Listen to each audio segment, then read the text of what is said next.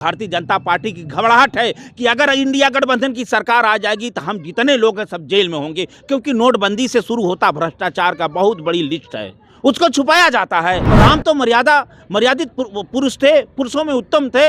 उनके आचार पे आप चलिए, उनके पच्चीनों पे चलिए, इतनी जनता का ईवीएम हटा दो, आप हटा के चुनाव कर लो, दूध का दूध पानी का पानी हो जाएगा, 40 पार नहीं होंगे। ये अन्न प्रधान कृषि प्रधान देश है, उस देश में किसान अपनी आवाज कर रहा है, हाय रे सरकार, हाय रे राम राज को नारा देने वाले, राम के लाने वाले, कृष्ण को लाने वाले हैं, राम को लाए हैं, और उसी राम राज में किसान को गोली।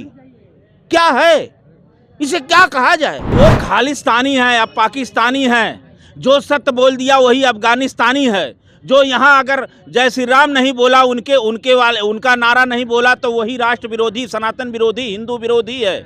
यही देश है, यही समाज है, यही संविधान हमारा है। यहाँ तक आप बुलडोजर बाबा की सरकार उत्तर प्रदेश में कही जाती है कि भय है, माफिया खत्म हो गए। अरे आपके नाक के नीचे का बाल पेपर लीक पे लीक, कौन सा डर है, कौन सा भय है? प्रधानमंत्री नहीं बने थे, उन्हीं वही कह रहे थे जो पढ़े लिखे देश हैं, जो शिक्षित लोग हैं, वहाँ बैलेट पेपर से चुनाव हो रहा है, क्यों नहीं प्रधानमंत्री जी करवा देते? क्योंकि चुनाव आयोग जो है भारतीय जनता पार्टी का आयोग बन गया है। ये इंडिया गठबंधन नहीं है, ये देश की बचाने का गठबंधन है, बड़े नेताओं का संविधान बचाने का गठबंधन है, लोकतंत्र बचाने का गठबंधन है, महंगाई भगाने का गठबंधन है, नौजवानों को नौकरी देने का गठबंधन है।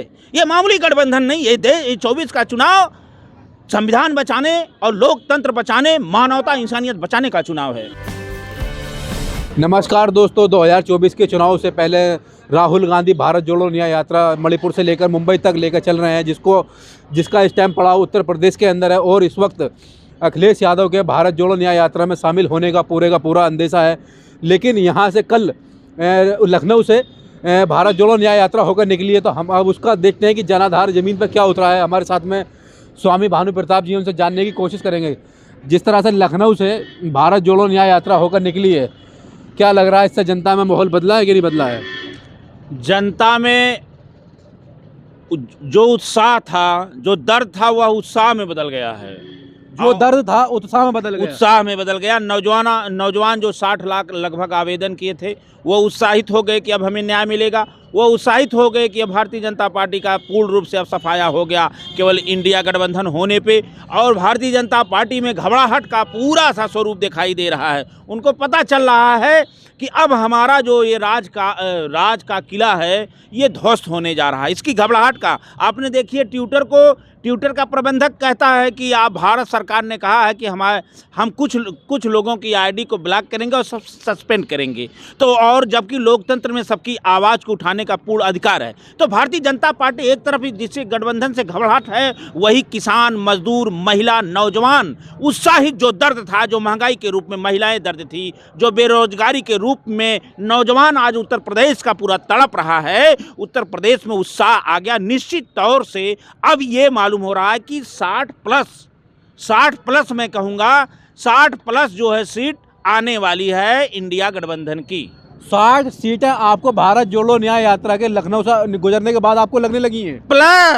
प्लस जा रही हैं। अभी तो सभाएं होने दीजिए, यात्रा चलने दीजिए। अखिलेश यादव का काम बोल रहा है, और राहुल गांधी की न्याय यात्रा, संविधान डरो मत, जो अत्याचार हुआ है, क्योंकि इन लोगों सोना को जितना ही तपाया जाए उतना उसमें निखार आती है। आज किसान का सवाल, जिस तरह से दिल्ली के बॉर्डर में किसान ने घेरा है, उनको आतंकवादी, खालिस्तानी कह के गोली मारी जा रही। इस देश में किसान तो पूरे विश्व में आंदोलन करता है, लेकिन गोली नहीं चलाया जाता। आज नौजवान किसान शहीद हो गया, केवल वो दिल्ली जाना चाह रहा है, आप नहीं जाने दे रहे हो। वो दिल्ली जाना चाह रहा है, अपनी बात करने नहीं आप करने दे रहे हो। वो दिल्ली किसान जाना चाह रहा है कि आपने उत्तर प्रदेश के चुनाव से पहले वादा किया था कि हम एमएसपी पे कानून बनाएंगे, ये पूछने जा रहा है, उसको गोली मारा जा रहा है, आंसू गैस मारा जा रहा है। आज जिस तरह से सोशल मीडिया पर चल रहा है, नौजवान चले गए आदरणीय डिप्टी सीएम केशव प्रसाद मौर्य के पास, पुलिस बराबर पीटती है। आप जो मिलने जाएगा आप मारेंगे, जो मिलने जाएगा उसको आतंकवादी कहेंगे, जो मिलने जाएगा, जो सत्य की बात करेंगे, उसके घर ईडी, सीबीआई अब आवाज को बंद कर देंगे। आदरणीय प्रधानमंत्री जी, मैं देखा सोशल मीडिया पे कि पश्चिम बंगाल में जाएंगे एक महिला के उत्पीड़न में। अरे मणिपुर कब जाएंगे जहां नंगी महिलाओं को घुमाया गया? ये देश की हालत है तो घबराहट है इंडिया गठबंधन से। आप, ये इंडिया गठबंधन नहीं है, ये देश की बचाने का गठबंधन है, बड़े नेताओं का संविधान बचाने का गठबंधन है, लोकतंत्र बचाने का गठबंधन है, महंगाई भगाने का गठबंधन है, नौजवानों को नौकरी देने का गठबंधन है। ये मामूली गठबंधन नहीं, ये 24 का चुनाव संविधान बचाने और लोकतंत्र बचाने, मानवता इंसानियत बचाने का चुनाव है। जिस तरह से अभी आपने कहा है कि केशव प्रसाद मौर्य जी के पास में कुछ छात्र गए और अपनी मांगों को लेकर, और 60 लाख युवाओं का भविष्य अंधेरे में चला गया, पेपर लीक हो गया।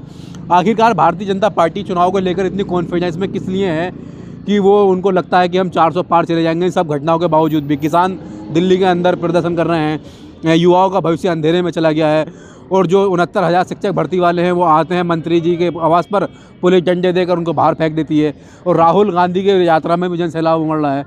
तो आखिरकार भारतीय जनता पार्टी कैसा आश्वस्त है कि उनकी 400 सीटें इस बार आ जाएंगी? आश्वस्त होती तो बिहार तोड़ती, अस्वस्थ होती जयंत को तोड़ती, आश्वस्त होती तो स्वामी प्रसाद मौर्य को तोड़ती, अस्वस्थ होती तो ईडी CBI ED का प्रयोग करती, अस्वस्थ होती तो आंदोलन को रोक देती, अस्वस्थ होती तो किसानों को गोली मरवा कर के जान चला जा रहा है किसानों को। इन भारतीय जनता पार्टी की घबराहट है कि अगर इंडिया गठबंधन की सरकार आ जाएगी तो हम जितने लोग हैं सब जेल में होंगे, क्योंकि नोटबंदी से शुरू होता भ्रष्टाचार का बहुत बड़ी लिस्ट है, उसको छुपाया जाता है। एक तरफ प्रधानमंत्री जी कहे थे न खाने खाएंगे न खाने देंगे, आज खाने वाले और खिलाने वाले दोनों अगर उसी में चल जा रहे हैं तो ये पानी के धुले हो जा रहे हैं। तो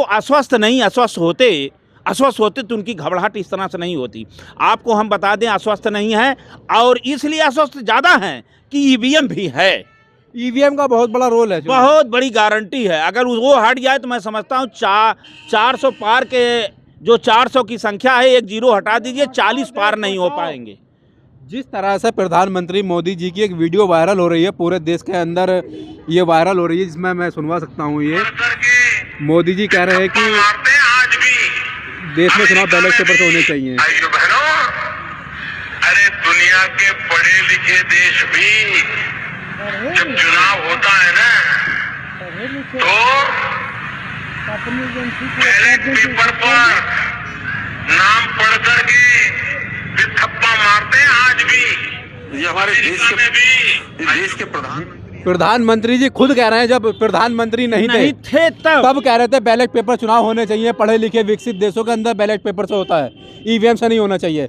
लेकिन आज वो EVM के भरोसे ही रह गए हैं, लगता है ऐसा। लगता नहीं, 100% मैंने कहा पढ़े लिखे होते, अब उनकी डिग्रियां लोग मांगते रहे, दे ही नहीं पाए प्रधानमंत्री जी। तो मैंने कहा वो जो कहे, उन्होंने कहा 400 पार का जो नारा है EVM के ऊपर तो नहीं है, EVM के ऊपर 100% है। देश में, विश्व में भारत शर्मसार हुआ। सर्वोच्च न्यायालय ने ये कहा लोकतंत्र की हत्या में चंडीगढ़ मेयर चुनाव को। तो EVM अगर आप हटाओ, क्योंकि जो शक के दायरे में है, राम राज पे पच्चीनों पे चलने वाली भारतीय जनता पार्टी, राम तो मर्यादित पुरुष थे, पुरुषों में उत्तम थे, उनके आचार पे आप चलिए, उनके पच्चीनों पे चलिए, इतनी जनता का EVM हटा दो, आप हटा के चुनाव कर लो, दूध का दूध पानी का पानी हो जाएगा, 40 पार नहीं होंगे।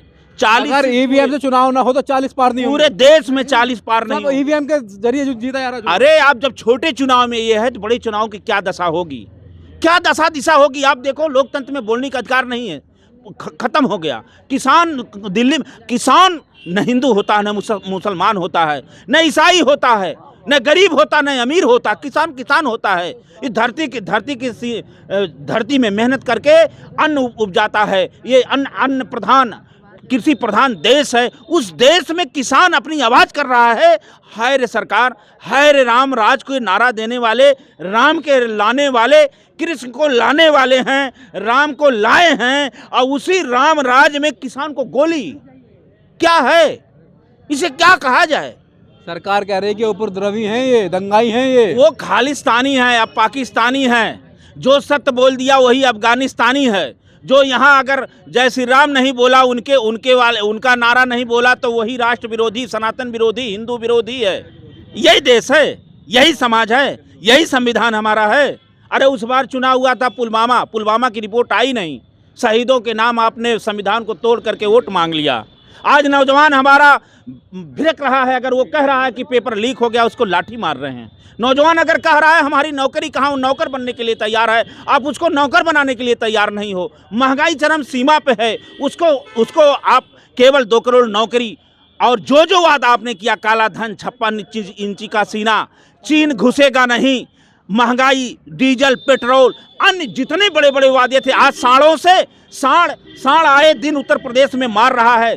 कितने लोगों की जान चली जा रही है, किसानों की फसल खा रहे हैं।